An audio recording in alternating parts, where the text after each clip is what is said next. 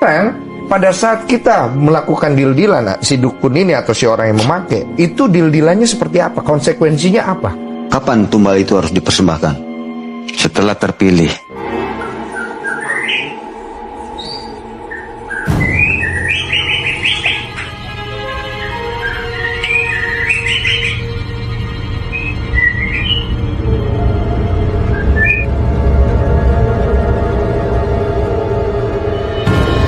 Assalamualaikum warahmatullahi wabarakatuh, saudara-saudaraku sebangsa dan setanah air, dimanapun kalian berada ya, semoga kalian selalu dalam kondisi sehat walafiat ya.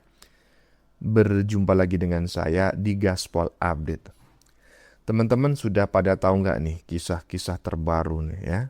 Belakangan ini teman-teman ya, nama Sarwenda, sekali lagi saya sebut namanya tapi nggak menuduh ya, kembali ramai diperbincangkan setelah muncul berbagai konten yang mengaitkan nama mantan asistennya ya, yang kalau nggak salah namanya itu Mbak Fitri, dengan berbagai cerita yang sedang viral di media sosial akhir-akhir ini. Dan perkembangan terbarunya, semakin banyak konten ya, dan komentar netizen yang ikut membahas isu tersebut dari berbagai sudut pandang, ya semakin ramai, semakin panas, semakin hangat, semakin hot, semakin gosong, karena semakin digoreng oleh banyak netizen. Tapi sekali lagi, jangan sampai gorengan-gorengan itu justru mengarah kepada fitnah dan tuduhan. Ya, tolong diingat itu, nggak boleh. Nah, bagaimanakah videonya dan bagaimanakah respon netizen? Mari kita tonton bersama, kemudian mari kita komentari bersama di bagian akhir video. Ini dia.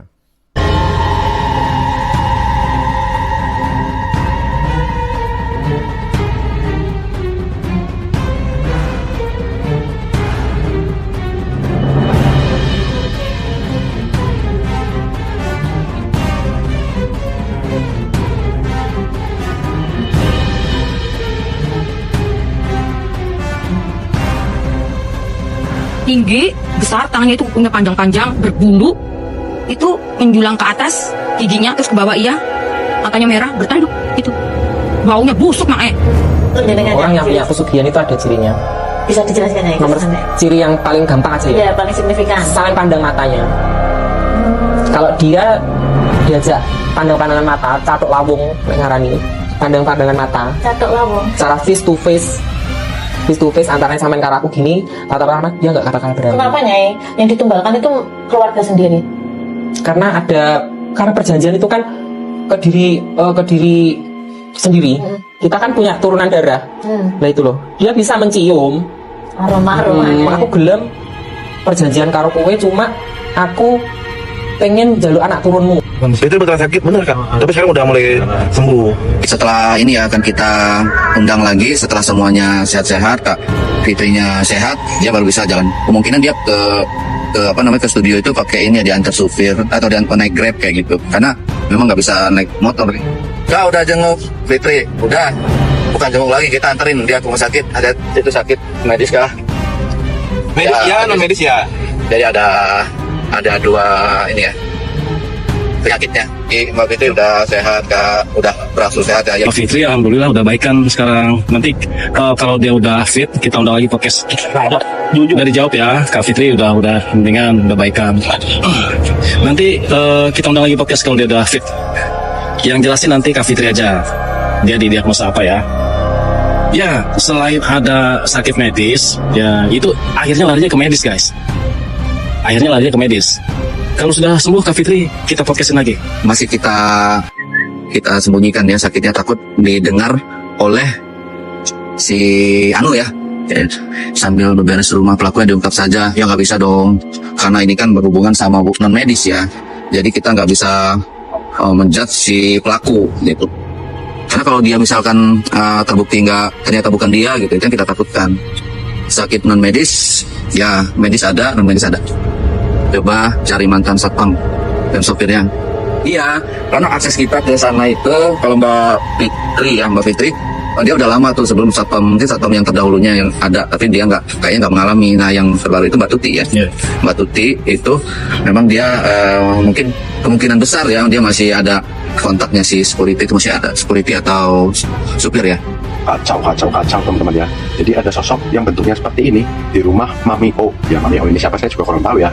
Tapi saya mendengarkan podcast dari namanya Jejak Backpacker di YouTube. Kalian nonton aja teman-teman ya. Yang katanya artis gitu ya, pesugihan di Gunung Kawi. Dan saya yakin ini tuh adalah praktek pesugihan. Karena ada 3 hal yang akan saya jelaskan ini teman-teman ya. Jadi pertama sosok ini nih yang dia lihat, ada sosok berbulu besar seperti gorila gitu ya, bermata merah. Itu tuh masuk ke kamarnya si bapak ya, suami artis tersebut. Tiba-tiba suaminya itu sakit teman-teman ya, bahwa ini itu disebut dengan genderuwo gitu ya, sering dikaitkan dengan beberapa alasan teman-teman ya. Ini ada simbol perjanjian gaib ya, mungkin yang di situ ya istrinya itu mungkin membuat simbol perjanjian apa saya kurang tahu ya.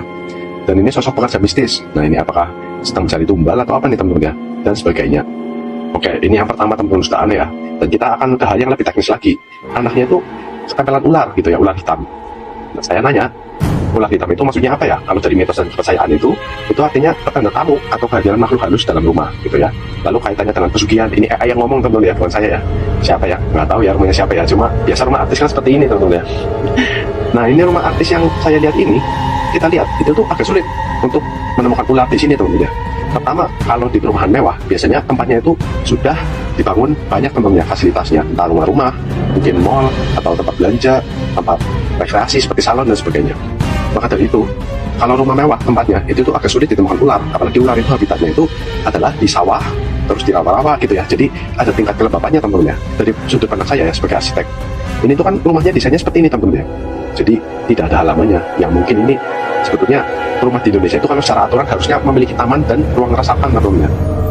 Maka dari itu rumahnya ini sebetulnya bisa kena sanksi nih kalau menyalahi aturan yang ada di Indonesia gitu ya. Meskipun tiap daerah itu beda, kalau urban itu kan bisa seluruhnya bisa tanpa resapan gitu ya. Tapi di sini tuh kesannya tandus teman-teman ya. Mungkin karena mobilnya banyak, orang kaya gitu ya. Tapi hal yang tandus ini menyebabkan sulit teman-teman ya untuk hewan itu masuk, terutama ular gitu ya. Karena tempatnya itu tidak lembab. Jadi akan sangat sulit ditemukan ular di sini. Apalagi kalau kita lihat di sini, ini tuh ada basement ke bawahnya teman-teman ya. Kita lihat nih sebelah kiri itu. Nah itu isinya itu untuk mobil parkir, semua mobil mewah. Jadi kalau ular mau masuk ke rumah itu, udah tanahnya kering gitu ya, ular akan sulit melata di situ. Dan juga ini naik juga rumahnya ya, mungkin setinggi 2 meter kurang lebih nih. Ini di atas kepala bapak ini ya. Jadi ular itu kalau mau masuk ke rumah itu udah jauh, tandus gitu ya, harus naik ke atas 2 meter, sulit sekali teman-teman ya. Mau lewat pipa pun sulit gitu. Jadi hampir tidak mungkin ya ditemukan ular begitu, apalagi bisa tepat banget ya warnanya hitam gitu ya. Jadi secara teknis bangunan itu tuh sebetulnya kurang make sense kalau ular itu masuk situ. Jadi mungkin chance-nya itu 0,0% gitu ya. Lalu yang ketiga teman-teman ya, yang saya lumayan yakin ini adalah pesugihan, adalah biasanya pesugihan itu memakan tumbal teman-teman ya. Itu nggak selalu manusia, tapi juga bisa yang masih di dalam perut teman-teman ya.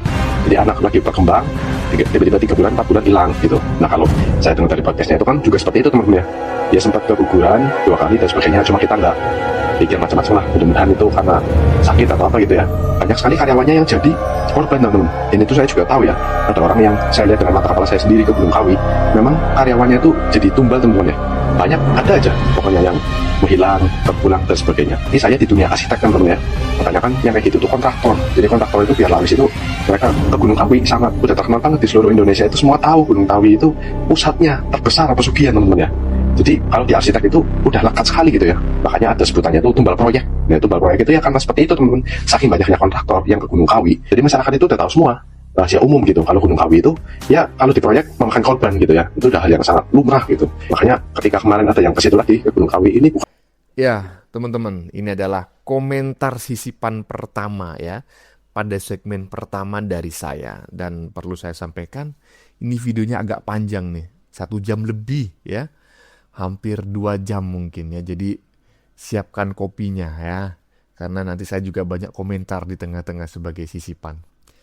Ya, dari awal video tadi kita sudah mendengar banyak sekali cerita teman-teman ya, opini dan pengalaman yang dikaitkan dengan hal-hal yang di luar nurul ya. Di luar nurul apa di luar nalar bang? Ya kan nurul sama nalar itu kan adik kakak, jadi nggak usah lah diperdebatkan soal hal itu ya. Dan sebagai penonton ya, saya secara pribadi dan juga teman-teman semuanya, ya menurut saya Ya kita harus mengambil hikmahnya lah ya, bukan langsung mempercayai seluruh isi cerita. Jangan mudah menuduh seseorang hanya karena narasi yang sedang viral ya. Kalau memang ada persoalan kesehatan ya, serahkanlah kepada ahlinya ya. Kalau ada persoalan agama, kembalikan kepada tuntunan yang benar ya. Dan yang paling penting, jangan pernah mencari jalan pintas untuk mengejar kekayaan ataupun kesuksesan. Kerja keras, doa, dan kejujuran tetap harus menjadi bekal terbaik dalam hidup kita ini ya. Dalam urusan apapun itu ya, ini saya menasihati diri saya sendiri ya. Kalau teman-teman mau ya silahkan diambil, kan seperti itu. Lanjut. Kan kok cuma ruang doa aja atau apa? Ya, kalian kalau misalkan nanya maling juga ditanya kamu maling bukan, jawabnya bukan temen-temen gitu ya. Dan lu tau gak, lu nunggalin orang kayak begitu, itu makan badan loh. Begitu lu udah, nah si paranormal yang Mamski lihat ini ya, paranormal ini udah lihat, dia itu, si makhluk bisa mecah dirinya dia sampai beribu-ribu kopian. Mengkloning diri sendiri, yang namanya si makhluk, beribu-ribu kloningan, masuk merangsek lewat pori-pori. Aduh, Bu, lu udah kagak bisa, lu pikir lu bisa lolos, kagak bisa. Begitu lu bilang, iya saya mau, setuju perjanjian saya, yang penting saya kaya, selesai hidup lo, sampai ke bawah. Itu mesti diselamatin anak-anaknya, keturunannya harus diselamatin. Serius guys.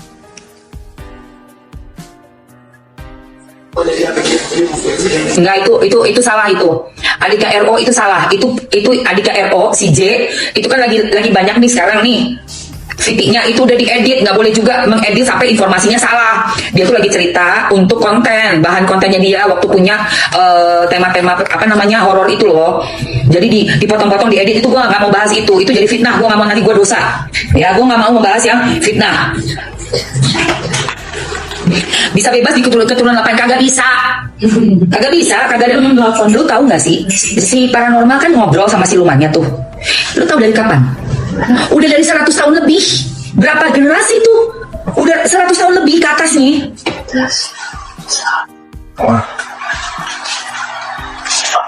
Gak bakal mau dia. Ya tadi yang dia bilang, alasannya dia adalah karena kalau dia udah ngasih kekayaan ke buyutnya, itu kekayaannya kan turun lagi ke bawah tuh.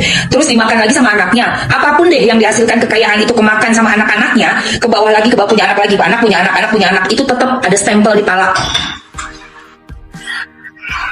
Itu paling rakus, tau gak dibilang untuk apa? Untuk jadi budak saya. Saya mau itu jadi budak saya. Dan si orang yang numbalin ini, yang keperjanjian di awal, udah jadi siluman juga. Udah gak ada bentuk manusia, gak berbentuk manusia.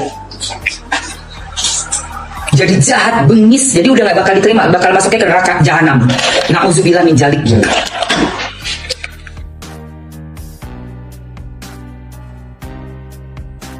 Bismillahirrahmanirrahim. Assalamualaikum semuanya.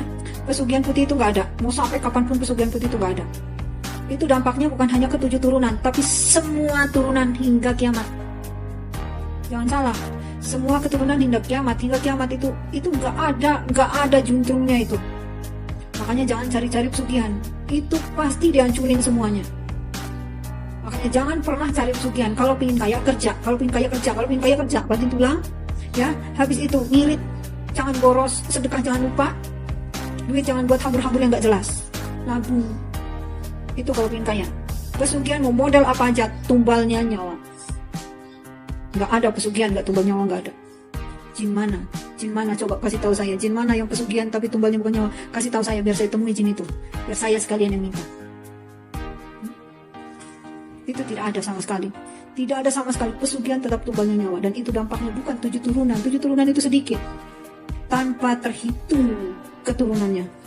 Makanya kalau pengen kaya, kerja keras, nabung, sedekah. Assalamualaikum. Ternyata setelah kita sampai di Malang, dapat kabar nggak baik ya, bahwa si teman-teman kita itu bilang kalau konten kreator itu nggak bisa masuk nih, karena dari yang viral kemarin itu imbasnya orang-orang di Keraton Gunung Kawi itu ya kecewa lah dengan apa yang dilakukan sama si konten kreator ini. Nah, maaf di sini saya nggak menyebut nama, mungkin dari teman-teman sendiri udah bisa melihat lah siapa yang saya saya sebut ya, maksudnya yang saya maksudkan gitu.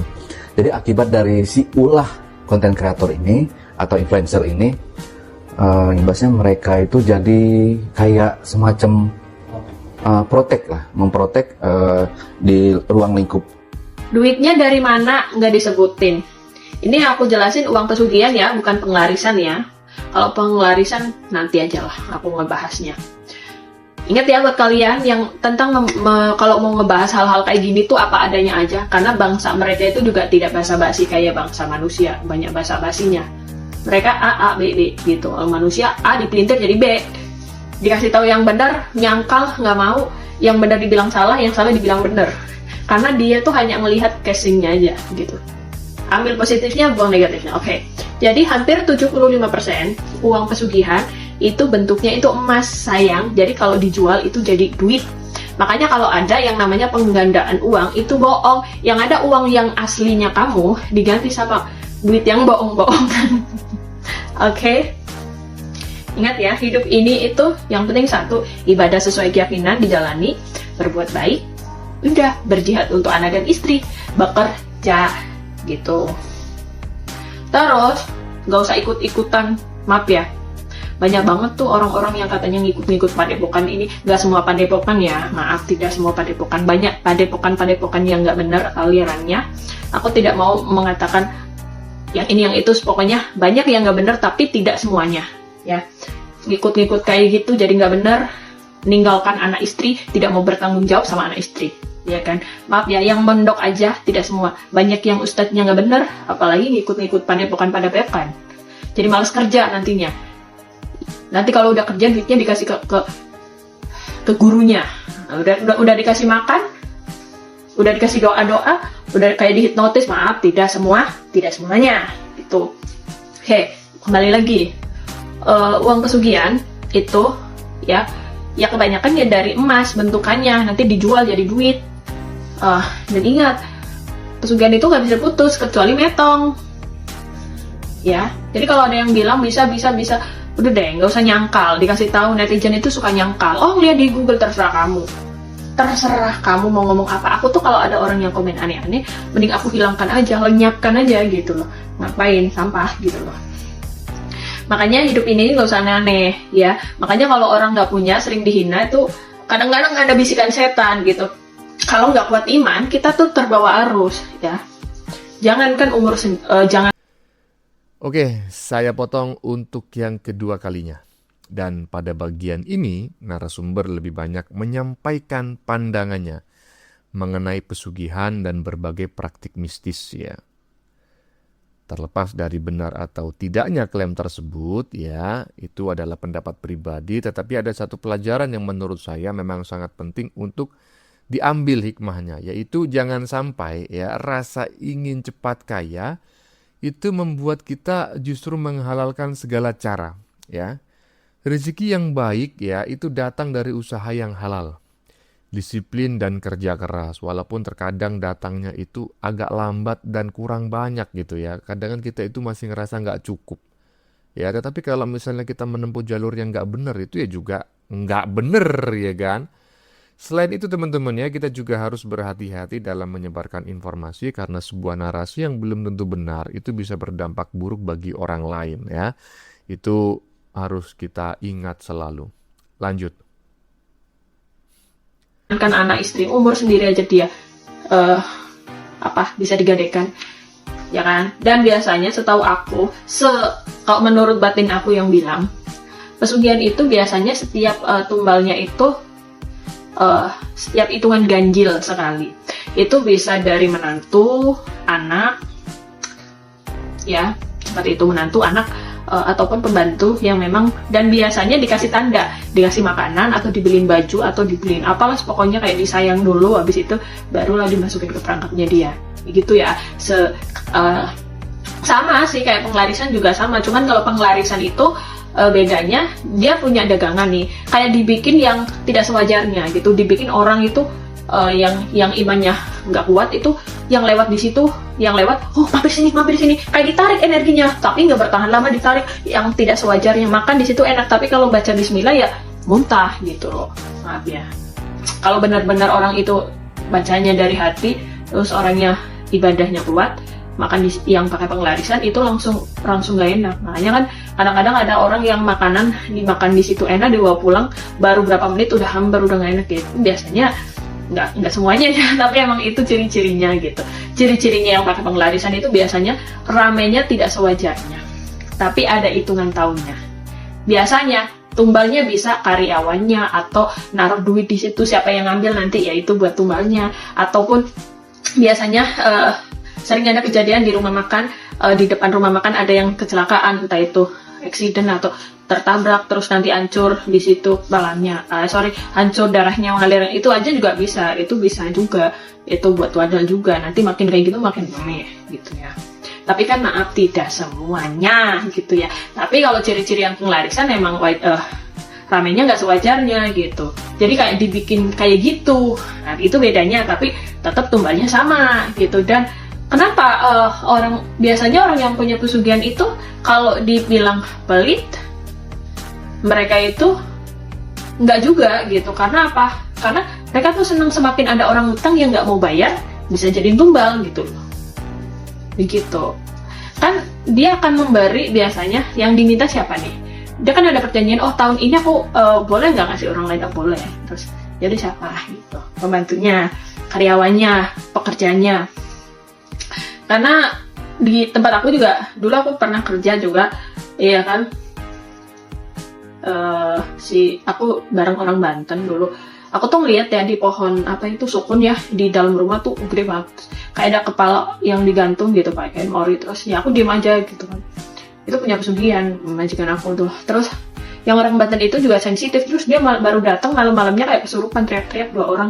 Terus aku bacain Yasin lah dia, terus aku bacain ayat suci Al-Quran pakai Qurannya aku, mukenanya ketinggalan dipakai sama aku. Terus ada mukenanya dibawa pulang sama aku, dibawa pulang ada di rumahku. Itu dulu 2000 berapa ya, dulu lah gitu, langsung dibawa pulang ya. Kayak ya mau kayak gituin, cuman kayak langsung anaknya sensitif gitu ya. Jadi ingat ya, namanya pesugihan itu dia akan apes, sekeluarganya itu apes, akan sial, mau usaha apa juga bakalan apes. Bahkan ada orang sakit-sakitan, badan kalian nggak usah diisi apa-apa. Ada orang yang katanya udah berobat ke sana sini, terus aku bilang, kamu tanya deh sama keluarga kamu, ada nggak yang keluarga kamu ada yang punya gini. Terus dia bilang iya gitu, orang tua saya pedagang. Ya udah, sakitnya kamu ya mau buat dimetongin. Iya, sebelum itu aku emang dikasih lihat kayak gini, berarti ini jawaban yang selama ini saya cari, ternyata dapet juga dari Mbak Retno, alhamdulillah gitu kan. Ya udah, aku suruh banyakin ibadahnya, pasrah sama Allah, karena memang orang tua kamu melakukan sesuatu yang tidak baik.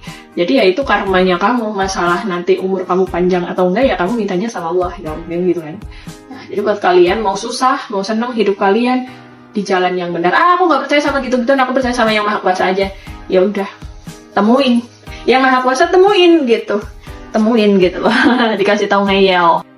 Sarwenda bersama adiknya dan timnya selalu terlihat bersuka di dalam kesombongannya, bahkan berani menantang-nantang netizen. Benarkah semua karena ada dukungan dari kekuatan yang tidak terlihat? Apakah mereka akan mampu mempertahankan kesombongannya?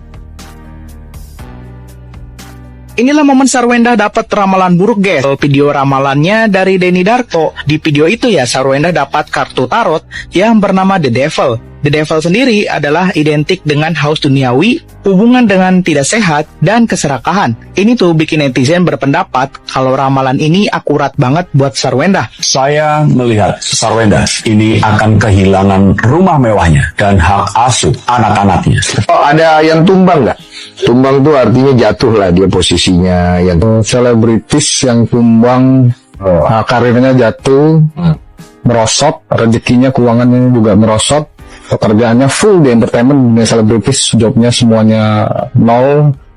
Sampai nol ya, karena kesalahannya sendiri, karena dosanya sendiri, karena hal-hal yang dia perbuat sendiri, akhirnya menjatuhkan dirinya sendiri. Aduh, makin gak ngerti deh sama kubunya si Endah itu ya.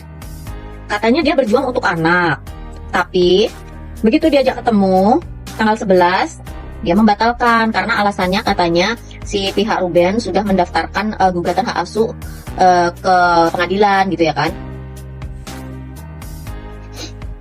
Endah, kalau lu emang ibu yang baik, emang berjuang untuk anak, untuk kebaikan anak, kenapa lu nggak datang aja tanggal 11? Kan itu bisa untuk bersilaturahmi, siapa tahu hubungan kamu sama Ruben itu membaik, semua masyarakat juga membaik, arah kiblat netizen itu juga berbalik gitu kan, lagi jadi membela lu lagi, dagangan lu laku lagi, bukan kayak begini. Lu bilang katanya jangan balas pantun, tapi malah kayak nantangin.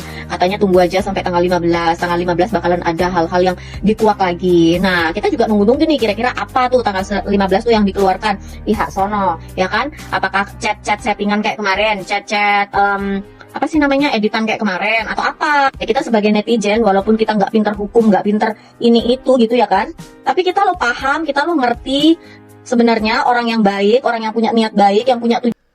Oke, ya.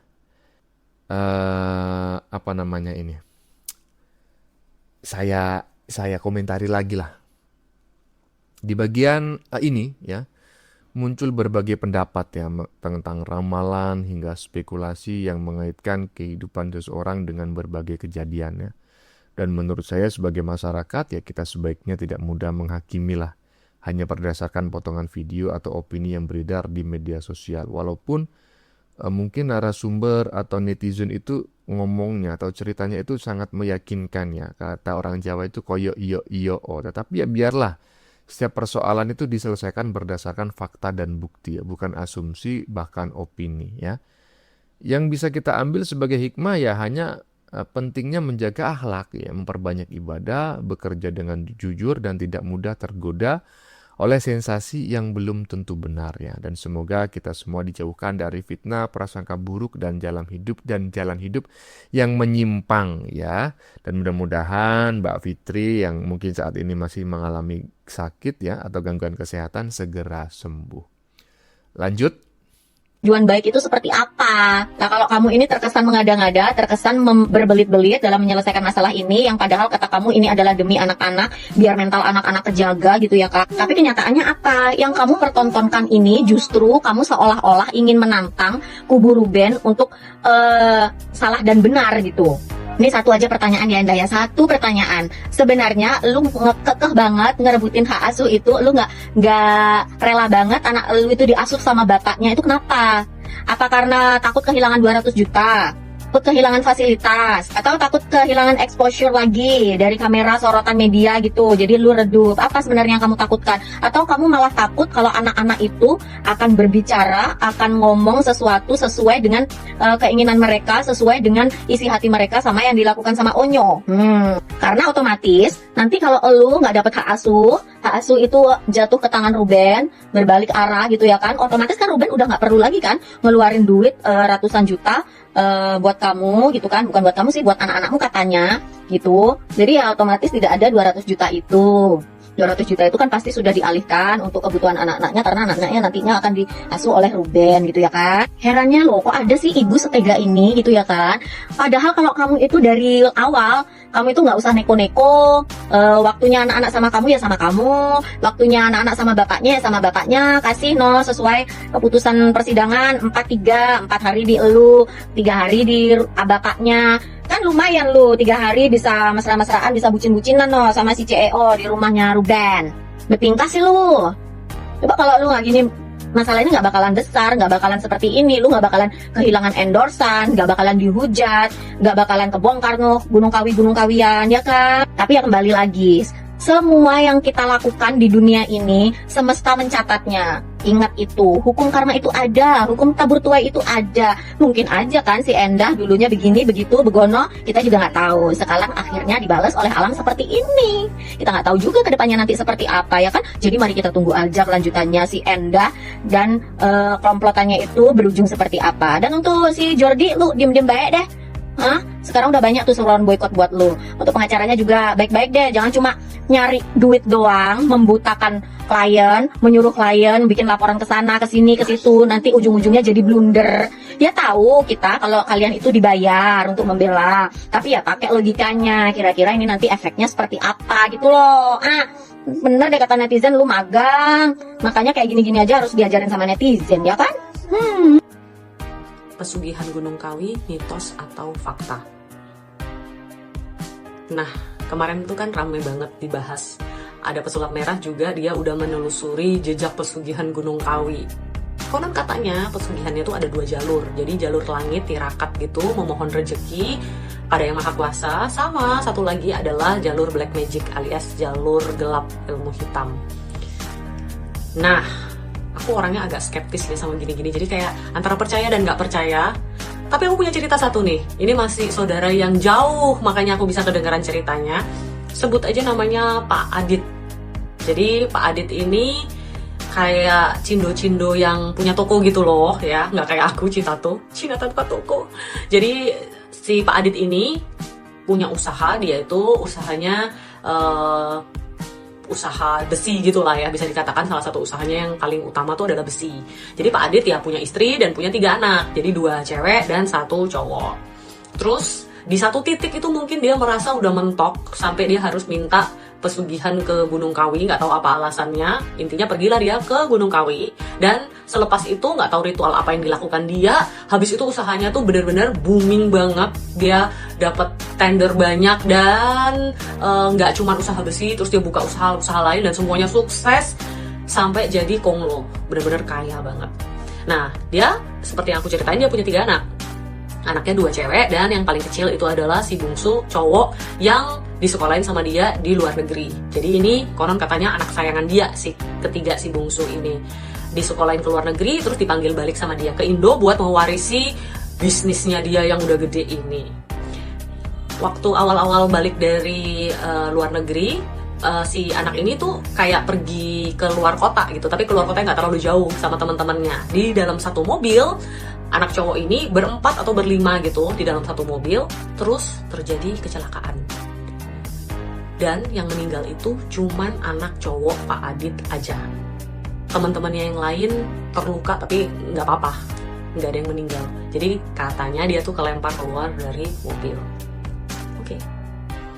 Jadi pasti terpukul dong Pak Adit dengan keadaan ini. Terus akhirnya karena mungkin ya dia juga terpukul, usahanya mungkin mulai turun kali ya.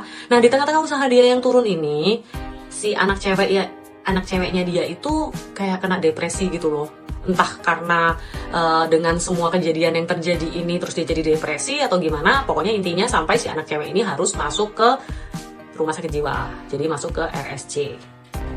Jadi terus usahanya Pak Adit itu mulai bangkrut, mulai turun, sampai di satu titik di mana Pak Adit itu tidak tahan dan dia membun-bun dirinya. Jadi dia memutuskan untuk lock out dari dunia ini. Ya udah, tinggallah si istrinya sama anak ceweknya.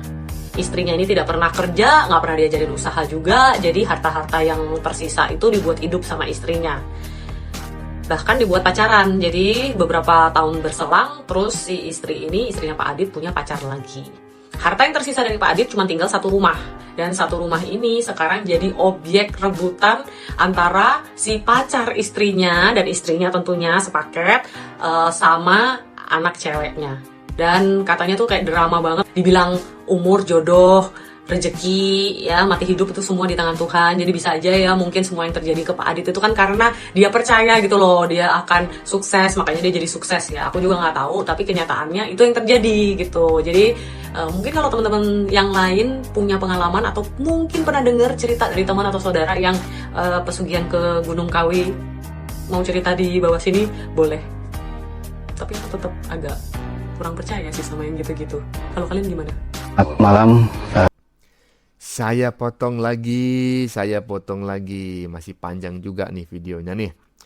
Pada bagian ini pembahasan mulai bergeser ke persoalan keluarga ya, hak asuh anak hingga berbagai spekulasi yang berkembang di media sosial. Ya, menurut saya pelajaran yang bisa kita ambil adalah jangan sampai ego orang tua itu justru mengorbankan ketenangan anak-anak. Kasian loh anak-anak. Dia lahir ke bumi nggak ngerti apa-apa.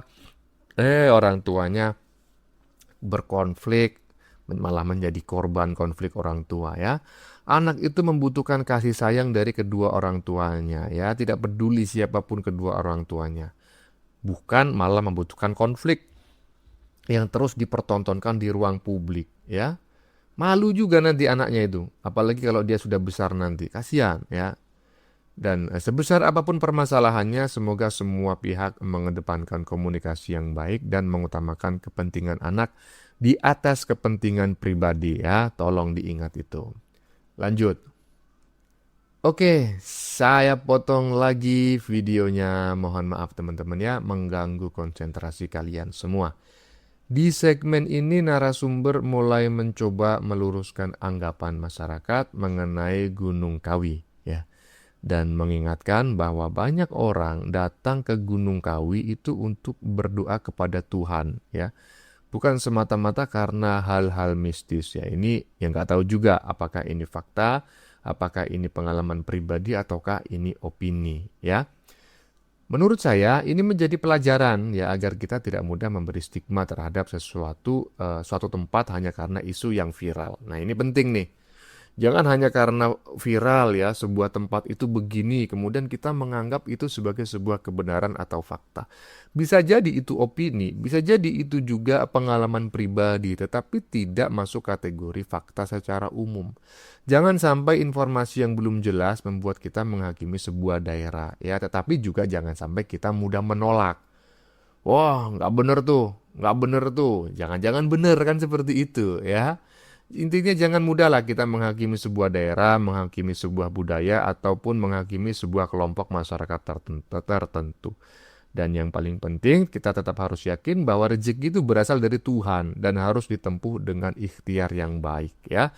Kerja keras, kerja cerdas, pokoknya yang begitu-begitulah. Yang tidak melanggar hukum, tidak melanggar ajaran agama dan lain-lain. Oke, lanjut. Untuk penonton dimanapun berada, jadi saat ini saya sedang berada di Gunung Kawi untuk meluruskan semuanya yang sedang viral saat ini. Jadi banyak potongan-potongan video yang diambil oleh clipper-clipper, terus banyak juga video-video lain pokoknya tersebar di sosial media ya. Jadi di sebelah kanan saya sudah hadir salah satu juru kunci di Gunung Kawi dengan Bapak. Assalamualaikum Pak, selamat malam. Dengan Bapak siapa? Saya Bapak Agus. Bapak Agus ya. Jadi Pak Agus ini adalah salah satu juru kunci ya di Gunung Kawi. Sebenarnya tujuan kita ini ke sini untuk bertemu juga dengan Pak Narko ya. Karena Pak Narko lagi banyak tamu. Jadi diwakilkan oleh Pak Agus. Oke, Pak Agus. Jadi mungkin Pak Agus sudah tahu ya beritanya ya, berita yang tersebar di media sosial atau di TV itu udah menyebar nih ke seluruh Indonesia bahwa di Gunung Kawi ini dikait-kaitkan dengan pesugihan seperti itu. Nah, jadi Pak Agus, kita sebenarnya mau meluruskan ya tentang yang lagi viral itu. Bahkan ada nanti mungkin ada pertanyaan juga tentang narasumber kita yang tiba-tiba sakit setelah podcast di Jejak Backpacker. Nah, Pak Agus, ini benar nggak sih Pak Agus sebenarnya salah satu artis atau beberapa artis atau mungkin banyak artis yang datang ke sini itu mereka melakukan ritual untuk memperbanyak harta atau pesugihan seperti itu Pak? Ya, sebatas sepengetahuan saya ya, untuk kunjungan di sini kan nggak terbatas ya, dan tidak dibatasi untuk siapapun. Karena diawali tempat ini sebenarnya adalah untuk tempat berdoa sebenarnya. Ya. Dimana di dalam konsep doa itu pun yang jelas salah satunya adalah untuk memohon kepada Yang Maha Kuasa ini soal kelancaran rezeki. Itu salah satunya. Ya, cuma nanti kadang-kadang hal-hal seperti itu dibelok-belokkan dengan kayak spiritual pesugihan atau apa. Sebenarnya sederhananya begitu. Nah, kemungkinan juga bagi yang datang ke sini kan ada dari kalangan artis atau dari mana kan banyak kan. Nah, di doa-doa mereka di salah satunya mungkin juga seperti itu. Kelancaran usaha dia, ketenaran dia mungkin di situ juga. Oke. Nah, kadang hal-hal seperti itu. Guys, sebenarnya gue gak mau ikutan untuk bahas Gunung Kawi, tapi berhubung ada yang komen seperti ini, kayaknya gue juga harus ikutan bahas untuk pencerahan bagi kalian. Kalian jangan salfok dengan alis gue, karena alis gue tuh habis sulam, ini baru pengupasan, jadi alisnya kayak gini. Karena ada yang komen, dia bilang kayak gini, kalau yang jadi pertanyaan saya, kalau emang Gunung Kawi itu bisa bikin kaya, pertanyaan saya, kenapa orang-orang di situ masih banyak yang jualan kembang, masih banyak yang jualan kambing, dan lain-lain sebagainya. Maksudnya penduduk lokal. Berhubung ibu gue adalah orang Jawa Timur, jadi gue sedikit sebanyak gue tahu banget soal Gunung Kawi ini, dan memang bukan baru-baru ini, itu dari gue kecil banget orang itu udah pada tahu bahwasanya lu mau kaya pergi Gunung Kawi, lu kalau mau kaya pergi Gunung Kawi kayak gitu. Bahkan gue pernah ke sana waktu itu gue SMP kalau nggak salah. Terus SMA gue juga ada di sana. Di sana Gunung Kawi itu ibaratnya mall. Kalian tahu mall gak? Kalau kalian di mall itu ada jual makanan, ada jual minuman, ada jual macam-macam, variatif. Di bawah Gunung Kawi itu ada kelenteng, ada masjid, macam-macam tempat sembahyang berbeda-beda agama itu ada di sana. Kalau lu mau baik itu yang di bawah. Itu bisa untuk sembahyang kayak sembahyang orang Cina dan lain-lain sebagainya, semuanya ada di sana, ada vihara dan lain sebagainya. Tapi kalau lu mau yang tidak baik, lu ke atasnya. Kok tahu nih lakuin ya? Enggak guys. Ya seperti inilah. Atau gue itu kalau ngajak gue jalan-jalan ke sini itu menjelaskan ke anak cucunya supaya edukasi spiritual. Atau gue itu ngejelasin dari kecil tuh kami dijelasin kalau lu ngelakuin ini konsekuensinya seperti ini, orang yang mau ngelakuin ini itu seperti ini, kalau lu ketemu orang terus lu dimandiin, lu dikasih ini itu begini nanti jadinya, terus cara mengantisipasinya begini. Kita keluarga kita ada dikasih didikan spiritual seperti ini. Terus kembali lagi back to topik pertanyaannya, kalau memang Gunung Kawi itu bisa bikin kaya raya, kenapa penduduk lokalnya miskin gitu kan?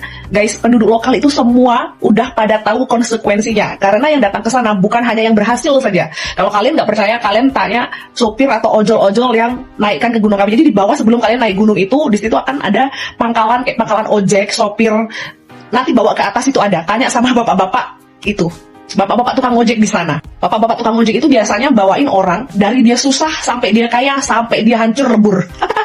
Itu banyak guys. Kalau kalian mau tanya, sorry, jangan tanya sama ibu-ibu yang jual kembang, yang jual dan lain sebagainya, itu jangan. Dia nggak akan ngaku guys. Tanya sama tukang ojeknya. Nanti tukang ojeknya akan bilang, iya kak, saya pernah nganterin orang dari miskin terus kaya terus sampai nggak ada. Nggak ada sisanya.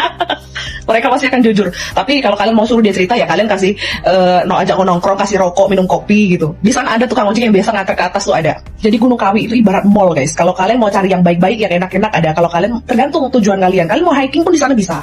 Kalian mau healing pun di sana ada. Kalian mau nginep pun di sana ada penginapan. Tapi tergantung tujuan kalian apa. Kalau kalian mau edukasi spiritual di sana juga bisa. Tapi kalau kalian mau kaya itu ke atas lagi. Nah itu yang untuk kaya. Guys, edukasi spiritual itu penting tau guys, supaya kalian tuh gak gampang dibohongi, gak mudah dimanipulasi oleh para orang-orang yang mengaku pintar, yang bekerja sama dengan bilis. Itu bahaya.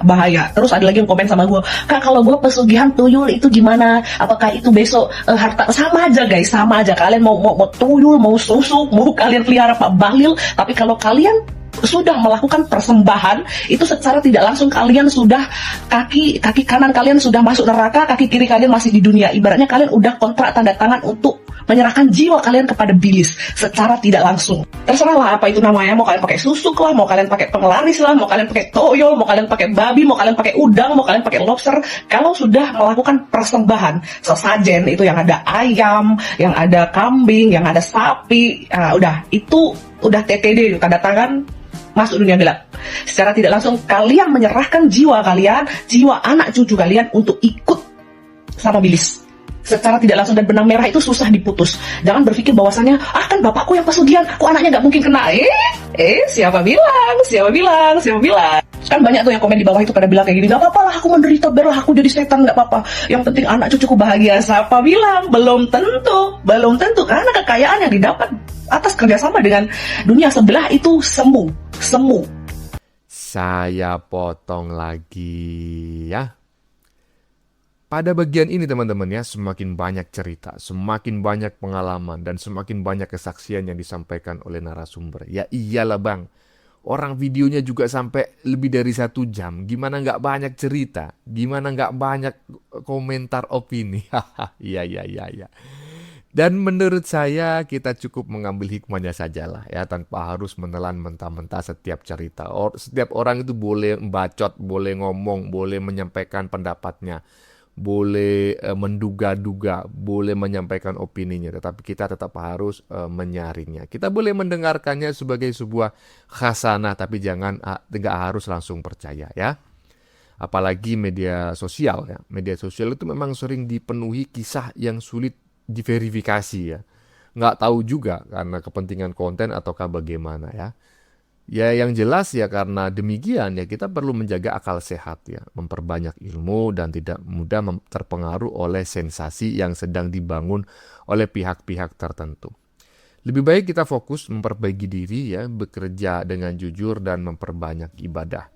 Kemudian menjadikan setiap pengalaman orang lain sebagai pengingat ya, sebagai tamsil, sebagai ibarat, bukan sebagai bahan untuk menghakimi apalagi memfitnah. Ingat itu ya, itu adalah nasihatnya. Lanjut. Semu. Gampang lah. Kan nanti kalau pesugihan bisa numbalin pekerja, nggak usah numbalin keluarga kan bisa. Jadi gini, kalau kalian bilang mau pesugihan, mau numbalin mantan, mau numbalin musuh, mau numbalin anjing, babi, bisa. Tapi setelah putaran tumbal ini habis, akan balik ke kalian sendiri. Itu terakhir, maksudnya tuh makanan terakhirnya. Ini roda ini berputar nih dari saudara, dari anak saudara, karyawan, anjing, babi, celeng, semuanya. Nanti mentoknya dibaliknya ke kalian juga. Roda ini berputar baliknya ke kalian. Baliknya ke kalian. Tumbal terakhir tetap dirimu sendiri. Dan itu menyakitkan. Atau gue udah banyak sekali ngelepasin orang yang berusaha lepas dari pesugihannya tapi nggak bisa. Toh, bantu saya, toh. Saya menyesal melakukan ini, toh. Hidup saya tidak tenang. Bantu saya, toh.